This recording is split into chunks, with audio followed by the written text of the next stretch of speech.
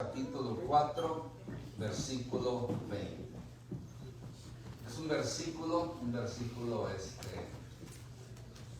que tiene un mensaje especial. Amén. ¿Lo tienen o estamos listos para leerlo en la pantalla? Primera de Corintios 4, 20 dice la palabra de Dios: porque el reino de Dios no consiste en palabras, sino en poder. ¿Lo leemos juntos una vez más, por favor? Porque el reino de los cielos no consiste en palabras, sino en poder. Amén. Padre, gracias te damos por tu palabra, que es bendita para siempre. Oramos para que tu Espíritu Santo hable en nuestras vidas de una manera especial y que tu nombre sea glorificado. Gracias por el privilegio que me das de predicar tu palabra. En Cristo Jesús oramos. Amén. Amén. Puede tomar su asiento. Este versículo enseña varias cosas. En un vistazo rápido del versículo, habla del reino de Dios. ¿Qué es el reino de Dios? El reino de Dios es lo que está establecido en esta tierra, donde Dios de una manera u otra controla, porque el reino de Dios no se está refiriendo al cielo, sino el reino de Dios invisible que está aquí en la tierra, donde nosotros somos súbditos de este reino. ¿Comprendemos eso, verdad? A eso se está refiriendo. Porque el reino de Dios no consiste en palabras, sino en poder. O sea, no es el cielo, es aquí en la tierra, porque aquí el reino de Dios está establecido. Quizás Dios aquí en la tierra no está en un trono, pero Él es el Rey de Reyes y Señor de Señores. Amén. Y por lo tanto, todos los que hemos aceptado a Cristo como Señor y Salvador, somos partes de este reino. Amén. Este reino que se identifica más con poder que con palabras. Y esto es lo que vamos a estar desarrollando el día de hoy. Podemos decir, ¿verdad?, que como el versículo anterior, el versículo 19, el apóstol Pablo nos dice: pero iré pronto a vosotros si el Señor quiere, y conoceré no las palabras, sino el poder de los que andan envanecidos. En la iglesia de Corintios, recuerde que ya se ha mencionado y quizás usted sabe, había 10 problemas graves, y uno de ellos era rebelión, uno de ellos era división. Había gente en esa congregación que estaban negando la autoría del apóstol Pablo como un apóstol de Jesucristo, y andaban hablando y hablando, pero sus hechos eran pecaminosos, pervertidos. Por eso el apóstol Pablo dice: voy a ir a verlos pronto, si el Señor quiere. ¿Ve cómo pone el Señor primero? Si el Señor me lo permite. Y conoceré, dice, y conoceré lo que ustedes están hablando, esas palabras que están hablando, a ver si su testimonio es diferente, porque ustedes lo que están hablando son puras palabras y ustedes son unas personas envanecidas, en vanos. O sea, personas. ¿Qué es una persona envanecida? Un ejemplo: las nubes sin agua, ¿cómo se llama la ramita donde viene el frijol? La vaina, sin frijoles. ¿Se acuerda cuando usted cosechaba o abría los frijoles y había unas vainas bien bonitas y las abría y no tenían nada? Tan vanos, envanecidos. Estas personas hablaban, pero sus hechos eran vanos, sus hechos eran malos. Por lo tanto, vamos a estar considerando dos principios sobre esto, pero antes de ello, Pablo quería comprobar si sus palabras eran de personas espirituales o carnales. Recuerde, este mensaje es para la iglesia. Este es el mensaje para la iglesia de Corinto, pero también es un mensaje para nosotros, porque de la misma manera que sucedía en esta iglesia, en nuestras congregaciones hay gente espiritual, pero también hay gente carnal. Hay 3 tipos de personas en el mundo y también en las iglesias. Pero mayormente el natural, el hombre natural, el hombre espiritual el hombre carnal.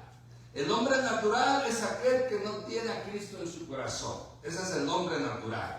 El hombre espiritual es el cristiano que anda dirigido por el Espíritu Santo.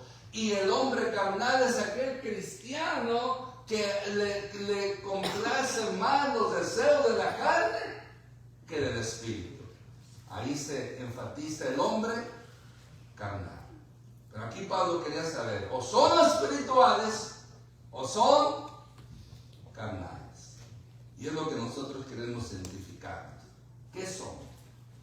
¿Espirituales o carnales?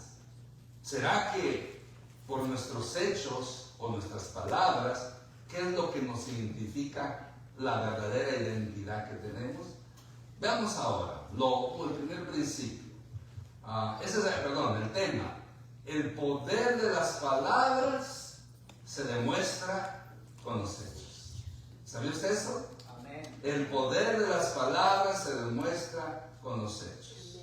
Alguien dijo, no te puedo escuchar porque tus hechos son más fuertes que tus palabras. Por lo tanto, primer principio que vamos a estar considerando, lo positivo y lo negativo de las palabras. Podemos enseñar, ¿verdad?, rápidamente lo negativo de las palabras. Podemos cuando la gente habla con malicia. ¿Qué es hablar con malicia? Cuando maldice o cuando se desea algo malo. Porque nosotros en los hispanos maldiciones le acreditamos aquellas palabras que no podemos nosotros pronunciar, pero que antes pronunciaban. Pero maldiciones viene de la palabra, el verbo maldecir. Maldecir, si divide la palabra, es maldecir. O sea, decir cosas que no son correctas, ofensivas, groseras. Maldecir. Por ejemplo, si yo le digo a una persona, espero que no te vaya bien, ¿qué estoy haciendo? Maldeciéndola. A eso se refiere. Pero nosotros los hispanos le hemos agregado más groseramente. Hasta le hemos puesto a nuestras maldiciones toque hispano de animales, que el pobre toro, el buey, ya sabe, ¿verdad? Aunque ellos usan con la W, la W no es con B de burro. También otro animalito que nada tiene que ver, lo usamos, las pobres cabritas, ¿verdad? Y hay tantas otras que agregamos, ¿verdad? Y son porque, pues, imagínense, si yo le digo a una persona, voy a decir la palabra correcta, no es maldición, eres un güey. Ve, el mexicano es con W2, ¿verdad? Con W ya estoy pensando en taxis, ¿no? Con W. Entonces, ahora la ofensa que me comparen con un animal, no con el toro, no con el semental, sino con el buey, es una ofensa donde le están diciendo a la persona, hoy día en México con W lo usan bien como si fuera un saludo, ¿verdad? Pero cuando le dice a la persona que se parece al buey, lo que está diciendo, el buey no es el toro, no es el semental, es el toro o el semental que ha sido castrado. Y cuando ya está castrado, ya no puede funcionar para poder embarazar a las vacas. Otro toro le hace el favor a las vacas y él no puede, por eso es la ofensiva.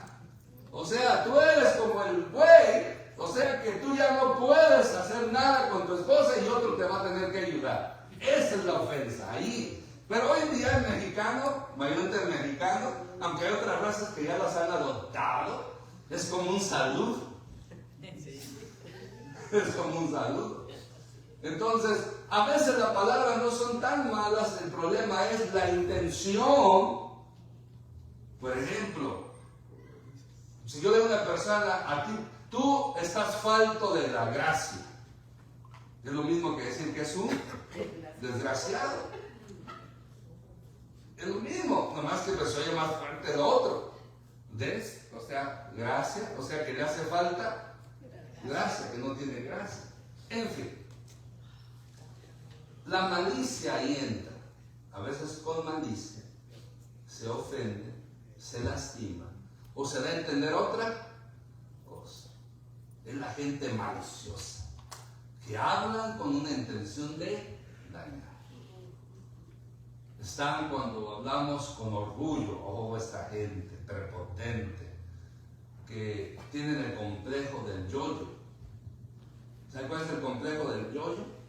Es que yo cuando acá, yo esto, yo hago y deshago, yo, se engrandecen, se idolatran ellos. Miren, ¿usted ha encontrado gente con ese complejo del yo-yo?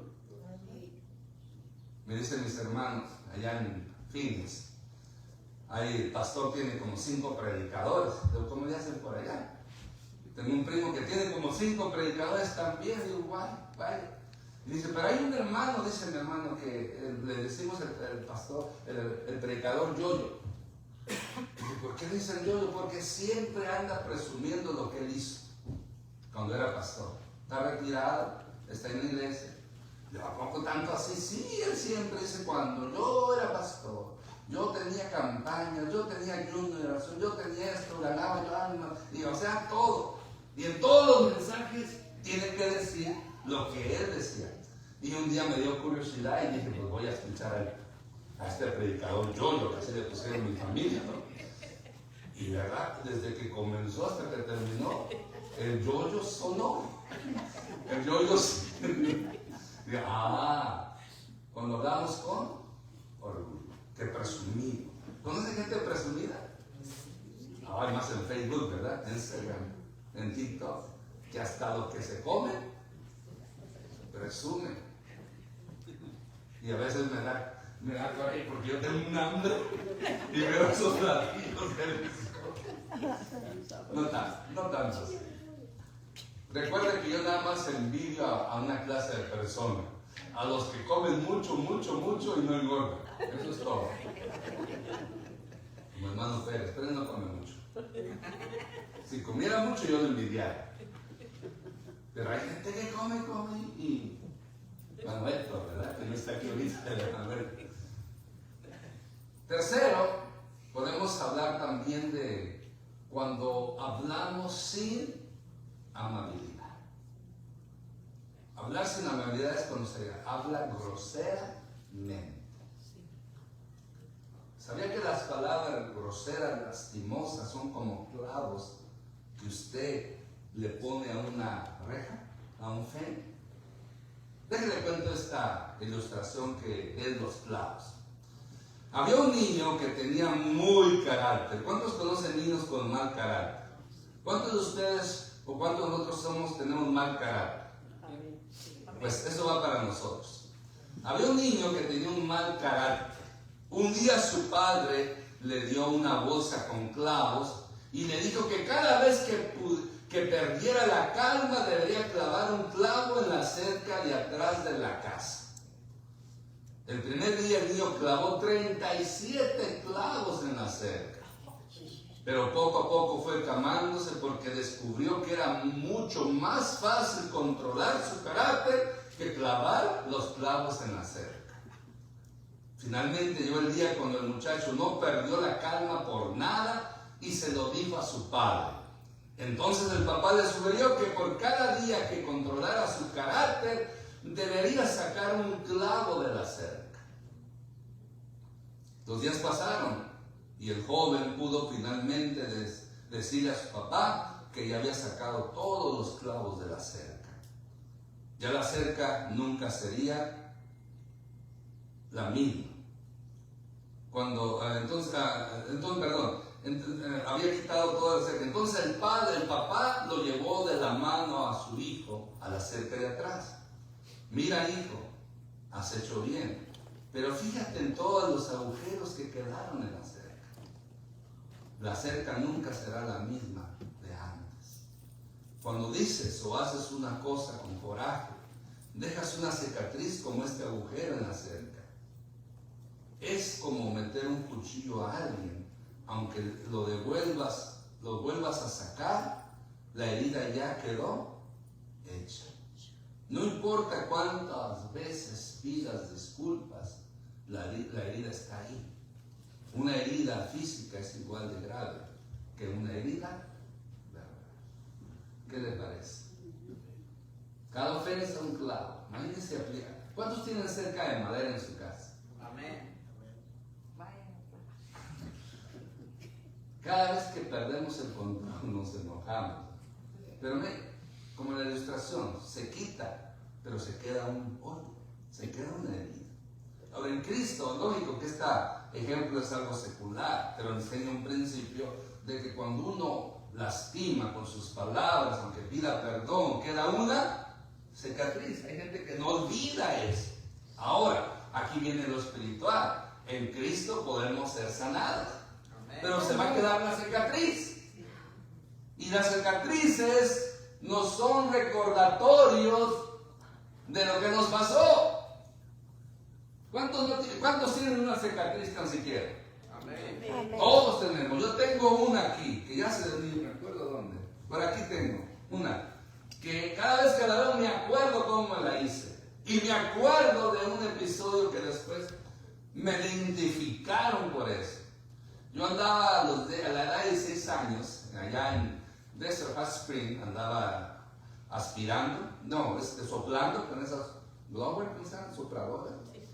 Y pues la cosa es que se me movió y tenía que apagarla. Y el switch estaba atrás y yo sin pensar estiré la mano para apagar el switch y voy pegando mi mano en el motor. Y ¡pum! Pues ya sabrá, a chicharrón olió, se me chicharró todo el brazo. Y ahí eso se me inflamó y eso duré días con un dolor, imagínense. Bueno, pasó el tiempo y ya nada más me ha quedado una cicatriz, que todavía está ya desapareciendo. En una ocasión me agarró migración. A mí me han agarrado migración como 3 veces, 4 veces. Yo tengo mis aventuras. Que a veces lo cuento a mi esposa y estás inventando. Ves muchas caricaturas. Me agarró migración. La segunda vez. La primera vez yo traía un ID de California, se podía. Y me ficharon con mi nombre del ID. Yo me dije que me llamaba José López. O José Pérez, no me acuerdo a quién. Y me encuentran con mi ID y no, tú no te llamas, te llamas Ernesto Andrés Corona, así era completo mi nombre. Y también, ¿qué tienes? Un tatuaje, que tengo un tatuaje ahí de travieso de niño que me hizo una E rara. Y la cicatriz. Yo ni pensé que habían sacado. La segunda vez me agarran a los 3 meses. ¿Y qué cree? El mismo oficial que me agarró la primera. Y me dice, ¿por qué volviste? Y le digo, yo nunca he vuelto. Mentiroso yo. Tú eres el mismo, me acuerdo de ti. ¿Por qué volviste? No, yo no he vuelto. ¿Cómo te llamas? José Pérez o López. No sé por qué me gustaba el nombre así. Y pum, me agarran y me llevan a Indio. No a ser indio, ya indio es uno de tiempo, ¿no? Llegué a Indio, a la oficina de Indio, y ahí me detuvieron. Y yo seguía diciendo que era José Pérez, no creo qué nombre, pero algo así. José López, José Pérez, algo así. Dice, tú no eres este que dices, que sí soy. Porque decían que si te agarraban 2 veces te podían meter a la cárcel. Se levanta el oficial, se va y regresa con un archivo y ¡paz! Lo tira ahí en el escritorio, lo abre y ahí estaba mi foto de ahí. Y ahí decía, mira, aquí dice, tu nombre es Ernesto Andrés Corona, tienes un tatuaje en la mano y tienes esta herida en esta mano. Hasta la herida estaba yo. Digo, ok. Entonces, ¿cómo te llamas? Que pregunta ya el oficial. Y vámonos para Michoacán. Entonces, y cada vez que veo esa herida, que me la veo, me acuerdo no de tanto de la quemada, sino de esa aventura. Que si le platicara lo que le hice a ese oficial, no, esa será para otra ocasión. No, yo era atrevido, pero no me salió. Un día no se las cuento. Hay muchas cosas que usted no sabe de mis historias, ¿no? Entonces cada vez que veo esa herida, esa cicatriz, me acuerdo de esa aventura que tuve, que no es muy agradable. Porque imagínense agarrarlo a uno en un periodo de 3 meses, 2 veces, no es algo agradable. Y más cuando violentamente lo tratan a uno. Yo he pasado por eso, pero yo tuve la culpa. ¿Cómo no me iba a tratar violentamente si lo empujé? Tenía que se enojar y pues ahí otra vez le cuento con detalles. Sí. Pero esas son las heridas. Las cicatrices nos hacen recordar, pero ya no nos afecta porque en Cristo Jesús perdonamos. Amén. En Cristo Jesús somos sanados.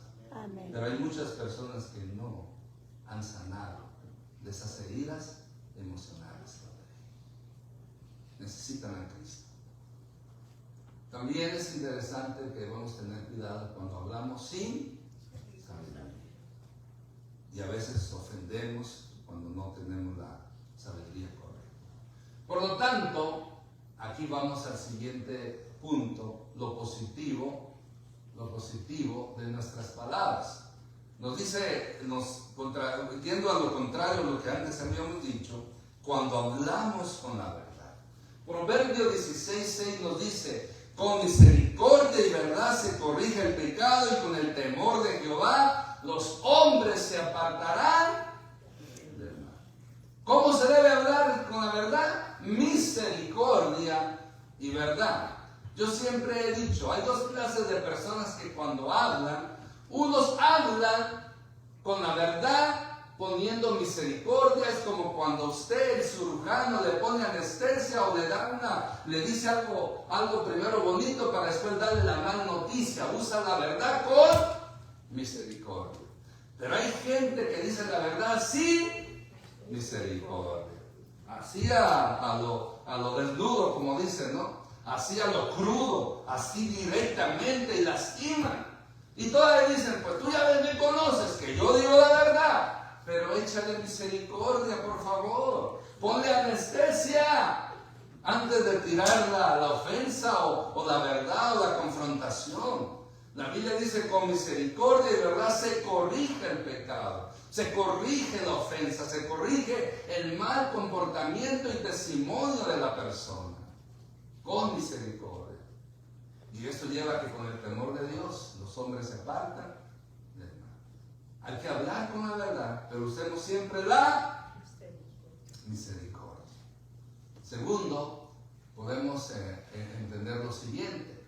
Cuando hablamos con amabilidad, Proverbios 12:18 nos dice, hay hombres cuyas palabras son como golpes de espada, mas la lengua de los sabios es medicina. Qué diferente, ¿verdad? Hay hombres, golpes de espada, no son penetración de espada. Las espadas de aquel entonces eran grandes, pesadas, y no era el golpe de clavar, sino que el respaldo, el lomo, ¿cómo le llaman? El lado de la espada, le daban, es como darle así. Algunos les han pegado con una vara o con una varilla.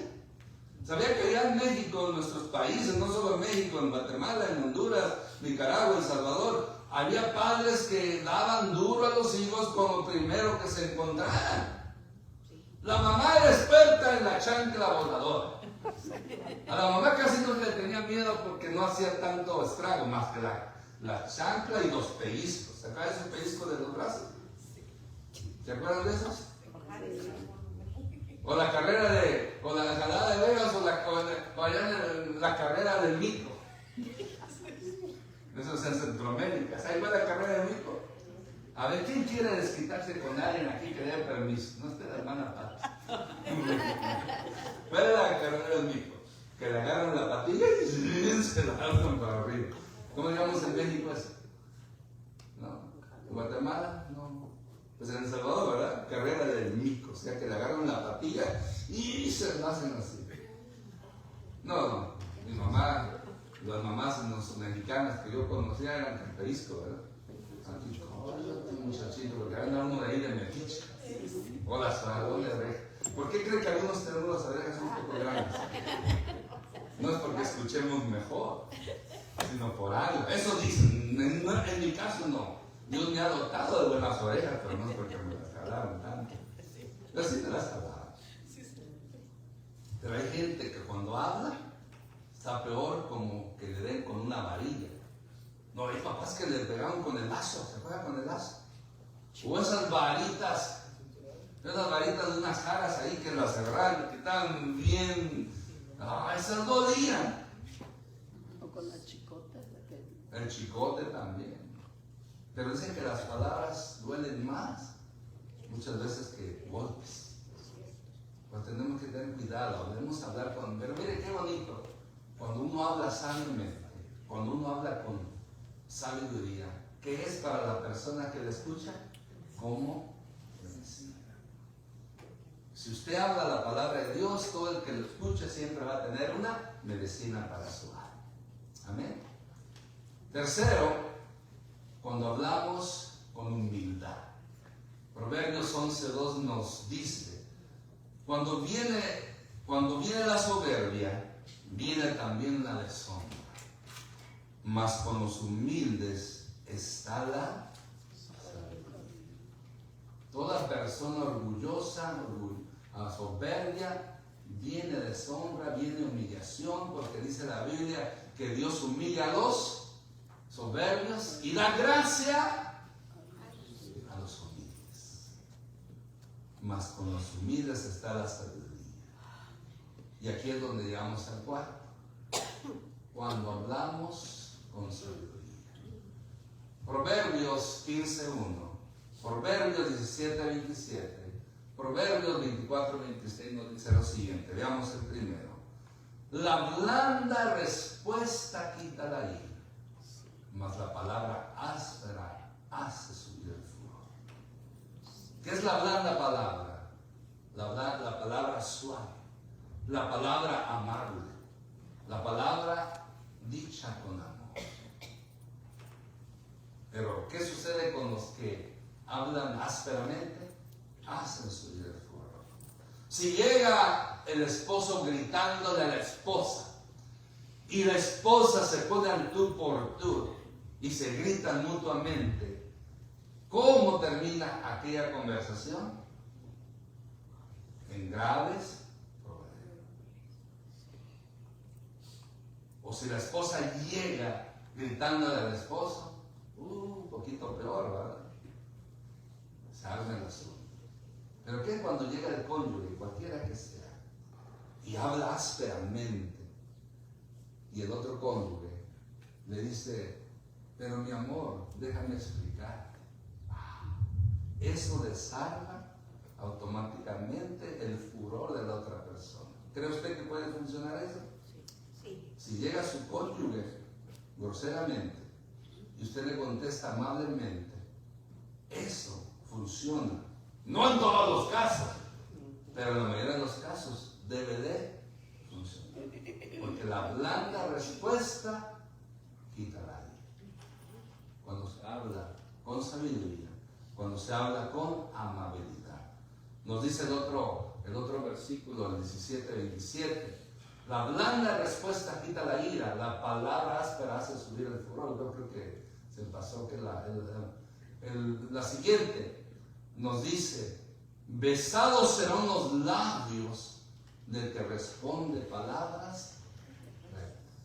No es literal que lo van a besar, pero lo van a halagar, lo van a aceptar, lo van a honrar por hablar palabras rectas. Por eso tenemos que tener mucho cuidado. Y último, en este punto, podemos decir, cuando hablamos y nuestras acciones nos apoyan.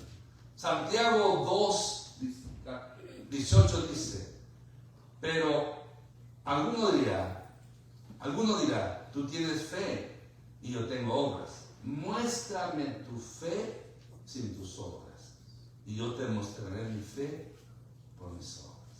O sea, hay gente que habla bonito, pero sus acciones son lo contrario. Lo que Santiago está diciendo a los hombres de fe, las mujeres de fe, o que dicen tener fe, sí, está bien, dices tener fe, pero yo quiero ver algo mejor que tus palabras para comprobar que tienes fe. Quiero ver tus acciones, quiero ver tus hechos, quiero ver cómo tú te comportas. A eso se refiere Santiago, porque había muchos cristianos que hablaban, pero no hacían lo que hablaban. Pablo en varias ocasiones, en una ocasión a los romanos les dice, médico. ¿Cómo le dice? Médico. ¿Se acuerdan de ese versículo? Cúrate a ti mismo. ¿Lo han leído? Médico, cúrate a ti mismo. Yo ya lo he dicho anteriormente. Imagínense un doctor enfermo todo el tiempo. ¿Quién confianza le va a tener? Imagínense, usted anda buscando un nutriólogo y está todo gordito o gordita, con colesterol alto, con diabetes. ¿Es confiable ese doctor? O un mecánico que tiene todos sus carros descompuestos y que no tiene ni para poder transportarse. No sé, yo sé que aquí hay mecánicos, pero no es con ustedes, ¿no? Son otros que conozco. O yarderos, landscaping, que tienen las casas de nosotros bien bonitas, pero las de ellos tienen un desastre. Y no miren a los yarderos que hay aquí, amén. Esos son otros que he conocido. Así mismo, necesitamos, o los que venden altrajes, que venden muchas buenas estufas, refrigeradores, y a la esposa la tienen con una viejita ahí.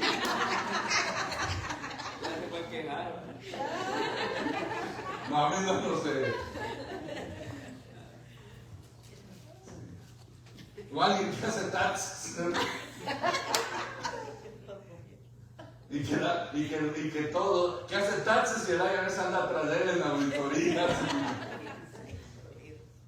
Tenemos que cumplir, o sea, lo que hablamos tenemos que respaldarlo con nuestros hechos. Amén. Entendemos esa parte, ¿verdad? Es lo que queremos hablar. Segundo principio. Ser cristianos no es solamente de palabras. Miren, hablar es lo más fácil, cumplirlo es lo más difícil.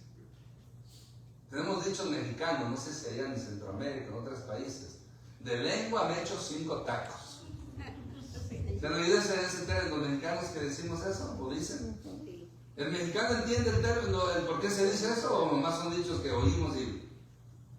¿Sabe qué significa de lengua me echo 5 tacos? O sea que cuando usted está oyendo a un hablador y no le cree lo que dice porque su comportamiento es diferente, pues hasta yo de lengua me echo 5 tacos. Ya no, para hablar todos podemos hablar, para cumplir no todos cumplen. Ese es el dicho, de lengua me echo 5 tacos. Bueno, quizás sus casos se haya 8 o 10, ¿no? Pero esos son los dichos, de lengua me echo 5 tacos. O sea, le estamos diciendo a la persona, no te creo, es un hablador. ¿O no te mordiste la lengua? O otro dicho, ya algunos dichos mexicanos, hoy el burro hablando de orejas. Ser cristiano no es solamente hablar, es vivir lo que decimos ser. Veamos el por qué. Debemos hablar, es lo más fácil, cumplirlo es más difícil. Debemos demostrar lo que hablamos con nuestras acciones. Y vamos a hablar sobre las bodas de Marcos. Marcos era un joven muy conocido en su iglesia y por su manera de hablar. Siempre usaba frases como Dios te bendiga, estoy orando por ti, confía en el Señor. Y vamos a agregar otras cosas que a veces muchos cristianos, ¿cómo está? Bendecido y en victoria. ¿Y cómo es eso? Ya no lo usamos antes. A ver, acuérdenme. Bendecido, ¿cómo está? ¿Y usted contesta? No se acuerda, ¿verdad? En victoria. Y los cristianos, y el diablo, hasta el diablo lo metíamos ahí, que estaba derrotado. ¿No se acuerdan de eso? ¿Se acuerdan de esos saludos cristianos?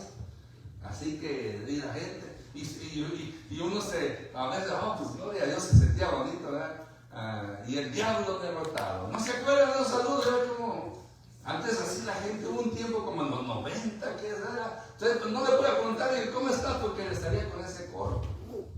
¿Cómo está? Bendecido, ya en victoria. Y el diablo, no sé qué decían hasta, el diablo en derrota o algo así.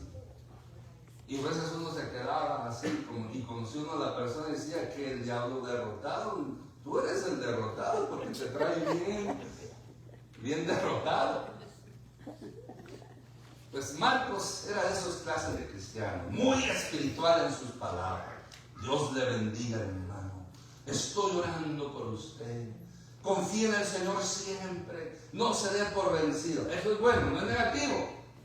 El problema es que hay gente que habla un lenguaje espiritual así, pero sus hechos no demuestran el amor de Dios. Sigamos en la historia de Marcos. Entonces, este era Marcos. Tenía una gran facilidad para hablar de Dios y sus redes sociales estaban llenas de versículos y frases cristianas. Sin embargo, algo le faltaba. Un día, mientras regresaba de la iglesia, vio a un hombre sin hogar sentado en la banqueta. Tenía frío, estaba descalzo y apenas podía sostenerse de hambre. Marcos lo miró, le sonrió y le dijo: Dios te bendiga, hermano, Jesús te ama. Qué cristiano, aleluya. Luego se acomodó su bufanda y dio media vuelta y siguió caminando con sus botas nuevas. Siguió caminando. Unos metros más adelante, sintió un fuerte peso en el corazón. Recordó lo que había escuchado tantas veces en la iglesia: la fe sin obras es muerta. Se detuvo, cerró los ojos y oró en silencio: Señor, ¿de qué sirve lo que digo si no lo vivo? Volvió sobre sus pasos, se quitó las botas, las entregó al hombre y dijo: hermano, Jesús te ama, pero hoy Él quiere mostrártelo, no solo decirte.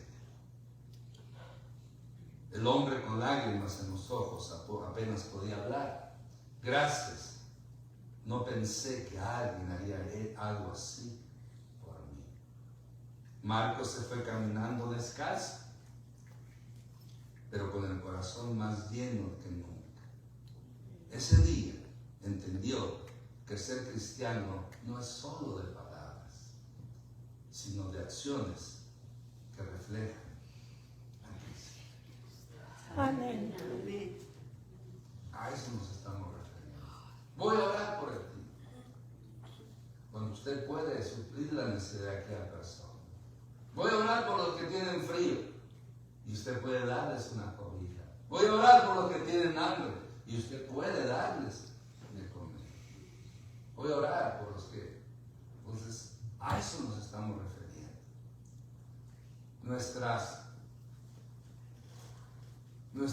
Nuestros hechos demuestran el nivel espiritual que tenemos. ¿Estamos de acuerdo con eso? Amén. Nuestros hechos demuestran el nivel espiritual que tenemos. ¿Quién es el espiritual? Quien vive con sus hechos lo que dice. ¿Quién es el carnal? Quien no vive con sus hechos lo que dice. Hoy en día necesitamos más hombres y mujeres de Dios que vivamos con nuestros hechos lo que decimos. Estamos en tiempos de crisis espiritual, donde nos estamos olvidando de las cosas principales. Primero es Dios, segundo es la familia, y en la familia entra la familia en sangre y la familia en la fe. Pero nos estamos olvidando también de congregarnos. Hoy en día, un pastor, en esta junta que le mencioné que tuvimos con el presbiterio el jueves, el pastor espiritualizó la situación y pues uno se queda escuchando, ¿verdad? Dice, yo lo que creo es que Dios está permitiendo esto. Habló, porque se nos permitía lo que queramos comentar, que Dios está permitiendo esto porque algo grande viene para el pueblo hispano. Él lo está viendo como algo espiritual, como una guerra espiritual. En sus comentarios que él puso después ahí, noté que él se enfatiza mucho en la guerra espiritual. Digo, bueno, quizás yo no lo veo así, o no lo miraba así, pero me hizo pensar, y me está haciendo pensar en este momento lo que el hermano dijo. ¿Será que Dios está haciendo algo, permitiendo todo esto con un propósito? Yo sé que Dios está en el trono, Él está en control. A veces interviene, a veces no interviene. Pero nosotros vamos a estar orando para que si Él no interviene, intervenga. O si Él tiene un plan bueno para nuestra gente, para los hispanos. Dice un pastor, hoy es cuando más la gente debe buscar de Dios, no alejarse de Dios. Pero pues ya ese criterio, esa decisión lo hace cada persona. Por lo tanto, Dios nos llama, ¿verdad?, a que seamos hombres y mujeres que vivamos lo que predicamos. Porque mire, podemos, allá para concluir, no debemos de dejar de hablar, siempre y cuando sean palabras sabias que beneficien a otros. Hay un versículo en Efesios 4, 29, 29, siempre se me olvida hacer 27 o 29, Efesios 4, 29 o 27, 29, que dice, ninguna palabra corrompida salga de vuestras bocas, sino la necesaria para la mutua edificación. Cuando yo hablo es para edificar, pero lo que yo hablo espiritual, mis hechos tienen que respaldarlos. ¿Cómo se puede ganar a la gente para Cristo?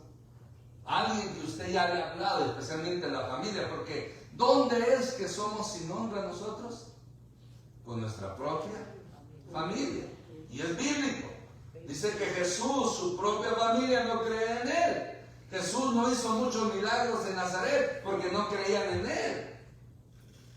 Entonces el profeta es sin honra o no se le reconoce en su propia tierra. Pero no por su testimonio, sino porque dicen que si lo conocíamos de niño y era un esto y aquel, y ahora es todo un santo, como que no lo quieren creer. Pero nosotros debemos siempre hablar, no importa, ¿verdad? Y la mejor manera de ganar un familiar, un conocido, es orando y dando buen testimonio. ¿Cuántos? Yo conozco muchos cristianos que hablan de Dios, hablan muy bonito de Dios, conocen mucho de la Biblia, pero su testimonio no es bueno. No es bueno. Hoy en día necesitamos más cristianos que hablen menos, pero que vivan más las verdades del Evangelio. Tenemos muchos que hablan mucho, pero pocos viven el Evangelio de Cristo como debería de ser.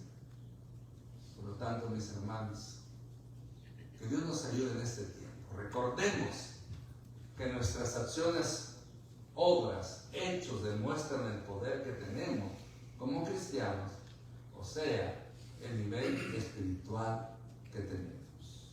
Por eso es importante que los discípulos de Cristo, tanto con sus palabras como sus hechos, glorifiquemos a Dios, que es digno de alabanza y adoración. Amén. Amén.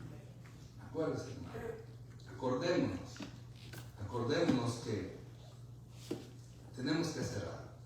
Y mayormente en esta situación, extender la mano al necesitado, Dios les bendiga, hermanos. Voy a estar orando por usted. Si usted conoce a algún hermano, una hermana, o algún vecino, alguien que está padeciendo, está incapacitado, que no puede salir por la situación, no tiene trabajo, algo. No solamente le diga, hermano o vecino, voy a orar por ti. También dígale, ¿en qué te puedo ayudar? Aparte de orar, ¿en qué te puedo ayudar? ¿Cómo está tu situación? ¿Qué puedo hacer por ti?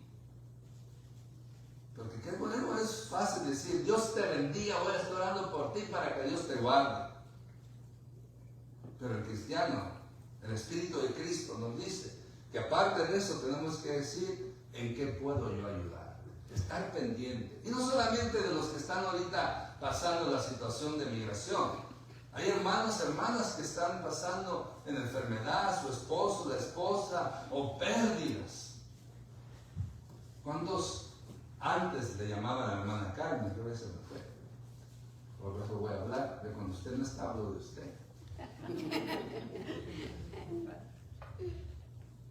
Ahora, yo sé que varios lo hicieron, ella dio testimonio. Pero ahora que está sola, que ya pasó todo esto, ¿cuántos la han visitado? ¿Cuántos le han hablado?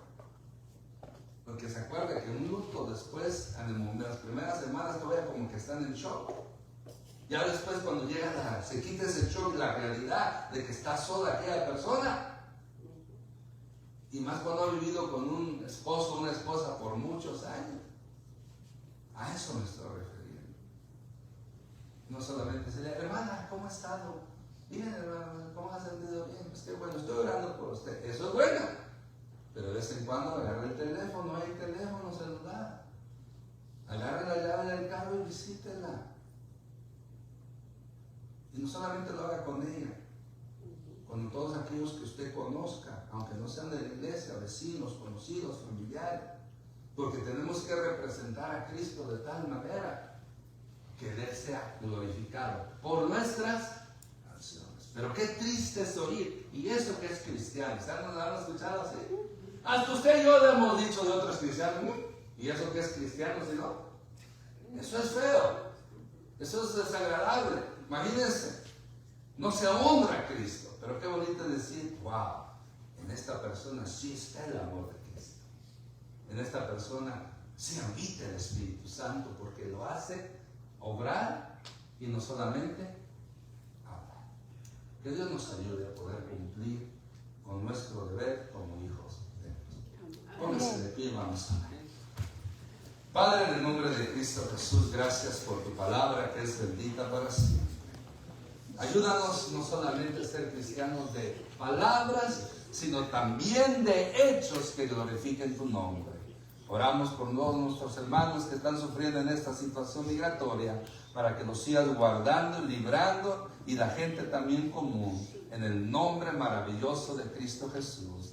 Ahora, Señor, venimos para adorarte y glorificar tu santo y bendito nombre.